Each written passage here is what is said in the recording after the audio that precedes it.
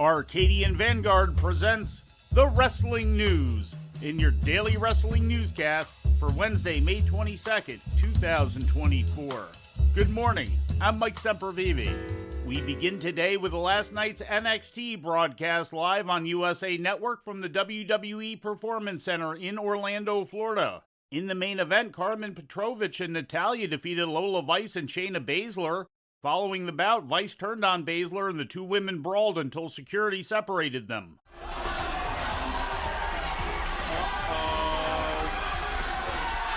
Karafuda clutch! This partnership certainly is over. Baszler taking Vice down. Referees, we're going to need more than the referees out here. Separate these two.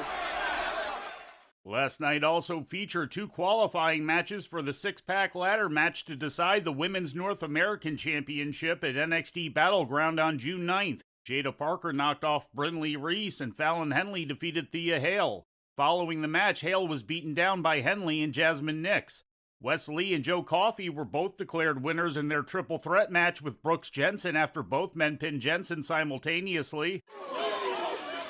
Ladies and gentlemen, your winners, Joe Coffey and Wes Lee! What? Look, I was getting ready to say, falling onto the cover of Briggs.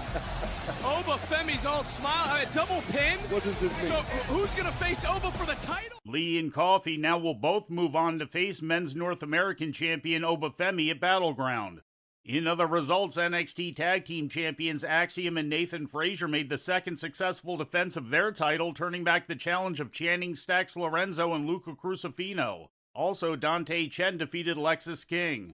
In ratings news, back at its normal time, Saturday's episode of Collision brought in an audience of 523,000 at TNT with an 18 to 49-year-old demographic rating of 0.15 according to WrestleNomics.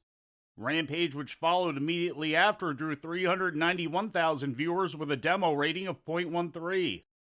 In injury news, Julia sustained a broken wrist during her match on Monday at Marigold's Fields Forever event in Tokyo, according to a social media announcement made yesterday morning. Julia was teaming with Utami Hayashishita against Bozilla and Saray when the injury occurred. She has been pulled from upcoming Marigold shows, and it's not known whether the injury will delay her debut with NXT, which was expected to take place in late summer. And turning to Japan, New Japan Pro Wrestling presented Night 7 of the Best of the Super Juniors tournament yesterday in Himeji. Victorious in Block A matches were El Desperado, Titan, Hayata, Clark Connors, and TJP.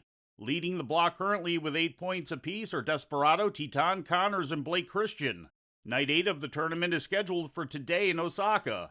The Best of the Super Juniors will be going on without Francesco Akira. New Japan announced late yesterday that Akira will miss the remainder of the tournament due to suffering a left knee injury, forcing him to forfeit his upcoming matches. And before we leave you today, we'd like to remind you that however you consume your content, you can find the wrestling news 24 hours a day and 7 days a week across social media. On Twitter, follow us at Wrestling News AV. Our Facebook page is also Wrestling News AV. The Wrestling News can also be found on the Arcadian Vanguard YouTube page. And for those who utilize Amazon Echo devices, just tell Alexa to play the Wrestling News podcast. And remember to make sure you add podcast at the end. Once again, for daily updates, breaking news, and more, follow the Wrestling News across social media. And that's the news for today. If anything happens, we will be here to tell you about it. No clickbait, no paywall, just the Wrestling News. The Wrestling News is a division of Arcadian Vanguard, and the Wrestling Newscast is a production of the Arcadian Vanguard Podcast Network.